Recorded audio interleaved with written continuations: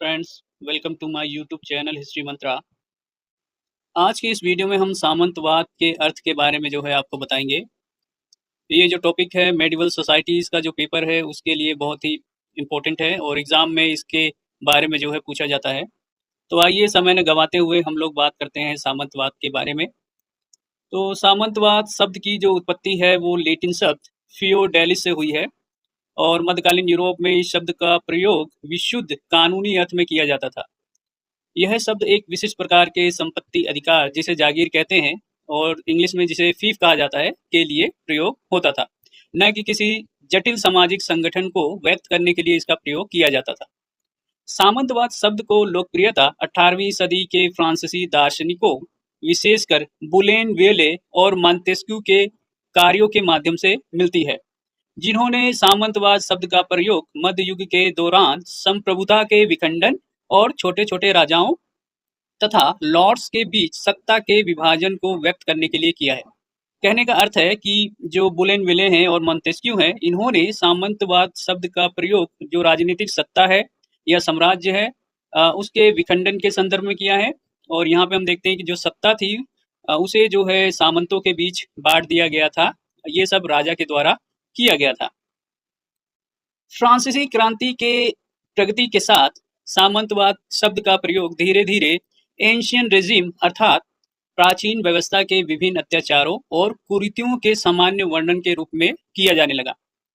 Feudalism शब्द के साथ विभिन्न अर्थ जोड़े गए और इतिहासकारों ने इसे विभिन्न दृष्टिकोणों और अर्थों में प्रयोग किया। हालांकि इस बात पर सामान्य सहमति बनी रही कि 10वीं से 12वीं सदी के बीच पश्चिमी और मध्य यूरोप में सामंतवाद या तो एक राजनीतिक ढांचे के रूप में या एक सामाजिक संरचना के रूप में प्रमुख व्यवस्था थी। सामंतवाद के जो प्रारंभिक इतिहासकार हैं, अक्सर इस व्यवस्था के विशुद्ध कानूनी पहलुओं जैसे कि जागीर जिसे फीफ कहा जाता है, इसके अलावा गुलामी या दास्तां जिसको वेसलेस कहा जाता है, शूरवीर या सैनिक सेवा और लॉर्ड्स द्वारा न्याय पर बल देते थे। तो सामंतवाद में सबसे महत्वपूर्ण चीज है जागीर, जो जमीन का टुकड़ा है। इसके अलावा हमें यहाँ पे गुलामी और दास्तां के बंधन दिखाई देते हैं और जिसमें जो सामंत है वो एक स्वामी की तरीके से रहता है, बाकी जो कृषक है वो एक तरीके से अर्ध दास्ता की स्थिति में रहते हैं। इसके अलावा सामंतवाद में हमें शूरवीरता और सैनिक सेवा दिखाई देती है जिसको नाइट कहते हैं, जो अपने ब्रेवरी के लिए जो है जाने जाते थे। और इसके अलावा सामंतवाद में जो सामंत हैं वो न्याय वगैरह जो है करते हुए दिखाई देते हैं। मध्यकालीन यूरोप में जो सामंतवाद या फ्यूडलिज्म की विशेषता थी उसमें सबसे महत्वपूर्ण था राजनीतिक सत्ता का विखंडन। राजनीतिक सत्ता जो है वो केंद्रीकृत नहीं रहती है, वो कई हिस्सों में बटी रहती है। जमीन का टुकड़ा भी जो है उसमें दे दिया जाता है विभिन्न सामंतों को और इसके अलावा जो पावर है, पॉलिटिकल पावर है, वो भी जो है उनको सौंप दी जाती है। इसके अलावा था सार्वजनिक शक्ति का निजी हाथों में जाना, तो राजा जो है अपनी पावर को सामंतों को ट्रांसफर कर देता है। इसके अलावा एक सैन्य व्यवस्था जिसमें सशस्त्र बलों का एक महत्वपूर्ण भाग निजी अनुबंधों के माध्यम से सुरक्षित किया जाता था। सामंतवाद शब्द में राजनीतिक पतन और आर्थिक अवनति का बोध निहित था। मतलब सामंतवाद को जो है कहा गया कि इसमें राजा की शक्ति उतनी प्रभावी नहीं रही जितना कि केंद्रीकृत शासन में होती है। और दूसरा, सामंतवाद में ये माना गया कि जो व्यापार है, वाणिज्य है, मुद्रा है, उसका जो है एक तरीके से बहुत ही कम प्रमाण में दिखते हैं। दूसरे शब्दों में कहें तो सामंतवाद को शासन की एक विधि और उस शासन प्रणाली को बनाए रखने के लिए आवश्यक सेनाओं का सुनिश्चित करने के एक तरीके के रूप में इसको जो है सोचा जाता है।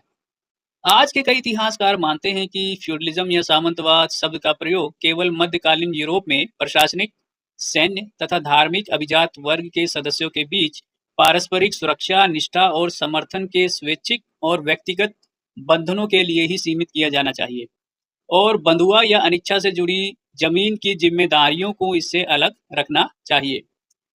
मैक्स वेबर ने सामंतवाद को प्राकृतिक अर्थव्यवस्था की एक स्थिति बताया है। कार्ल बुशर जैसे इतिहासकार इसे बंद घरेलू अर्थव्यवस्था कहते हैं, जिसने फ्यूडल यूरोप को घेर लिया था। मार्क्सवादी दृष्टिकोण में उत्पादन के प्रश्न अर्थात भूमि और श्रम के बीच संबंधों पे ध्यान आकर्षित किया गया है। अनाल स्कूल ने सामंतवाद में परिवार के इतिहास, लैंगिक संबंधों, विचारों और मानसिक प्रवृत्तियों जैसे नए क्षेत्रों को उद्घाटित किया है। सामंतवाद का आगमन कैसे हुआ? माना जाता है कि जो जर्मन आक्रमण है, इन्होंने 5वीं शताब्दी में रोमन साम्राज्य के पतन की प्रक्रिया को आगे बढ़ाया। 1887 में जर्मन विद्वान हेनरिक बर्नर, इन्होंने अपनी किताब लिखी the origin of the jury court, जो कि 1872 में लिखी। इसमें उन्होंने कहा कि यूरोप में सामंतवाद की उत्पत्ति रोमन साम्राज्य के पतन के बाद हुई। रोमन साम्राज्य के पतन के बाद केंद्रीय सत्ता रोमन साम्राज्य के पतन के बाद केंद्रीय संस्था और सत्ता का पतन हो गया। यूरोप में जर्मन व अन्य कबीलों ने अपने अपने राज्य स्थापित किए। गॉल अर्थात फ्रांस में कैरोलिंजियन वंश का निर्माण राजा चार्ल्स मार्टेल ने किया, जिसका शासनकाल 718 से 741 ईस्वी तक था। चार्ल्स मार्टेल ने अरबों से लड़ाई की। चार्ल्स मार्टेल अरबों की बेहतर घुड़सवार सेना के कारण उन पे बढ़त नहीं बना पाया। हेनरिक बर्नर ने सामंतवाद की उत्पत्ति को घोड़े की रकाब से जोड़ा है।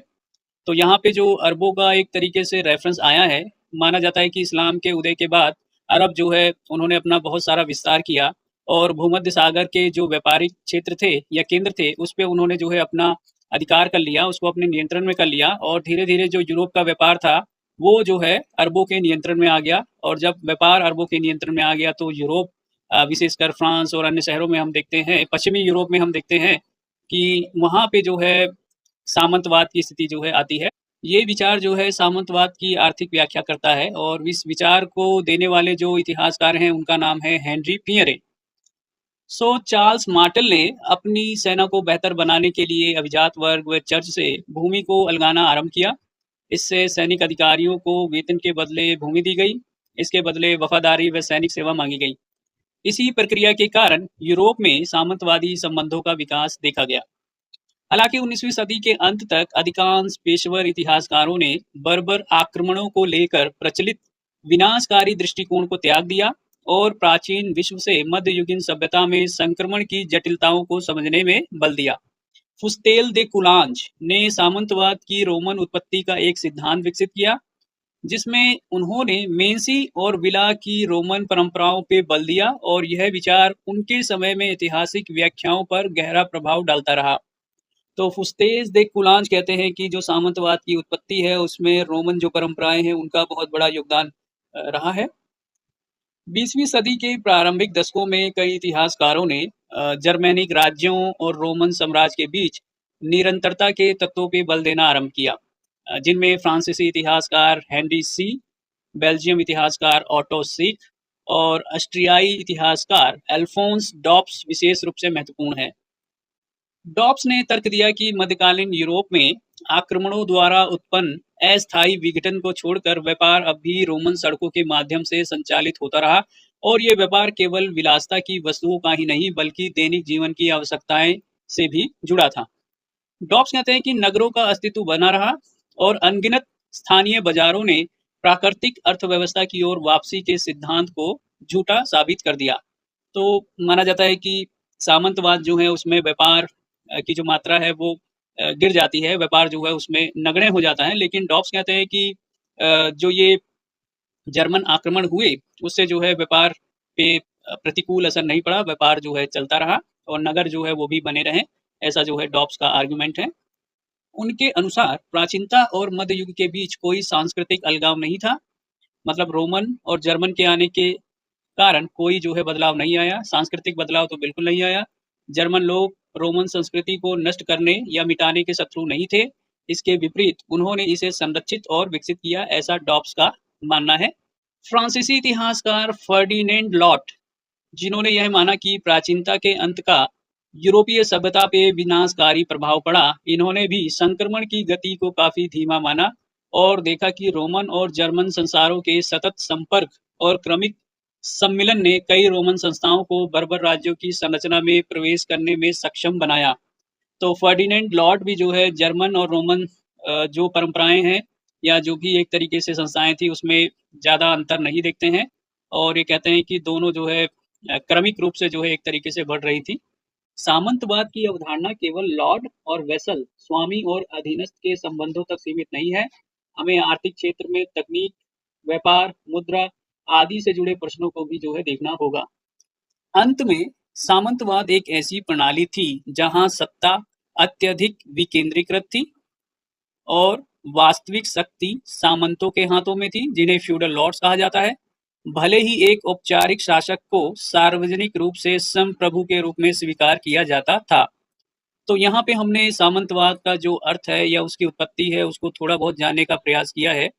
और अगले वीडियो में हम जो है बाकी इतिहासकारों के जो विचार हैं सामंतवाद की उत्पत्ति को लेकर के, उसको हम जो है जानने का प्रयास करेंगे। वीडियो देखने के लिए धन्यवाद।